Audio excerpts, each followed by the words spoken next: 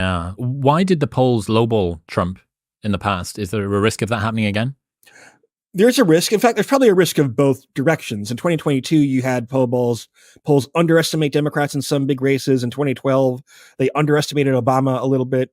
So pollsters offer two basic excuses, and I say excuses because how valid they are. I don't think I think the pollsters would love to have unbiased results, but it's tricky.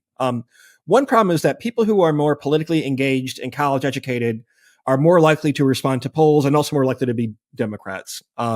Your typical MSNBC watching, New York Times, whatever, Starbucks drinking liberal is pretty likely to respond to a poll, but will vote Democrat in November. That's one issue. There were also issues in 2020 potentially related to COVID, where Democrats were much more likely to socially distance. So they're sitting around without much to do.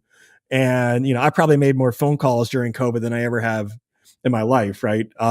So Democrats were more likely to respond to surveys during COVID, and that may have caused issues in 2020. But yeah, these are legitimate reasons to worry. The reason why I would say maybe I'd expect less of a polling error this year is just because what the polls are saying is that it's 50-50, which is a very reasonable suggestion, I think, right? They're saying we're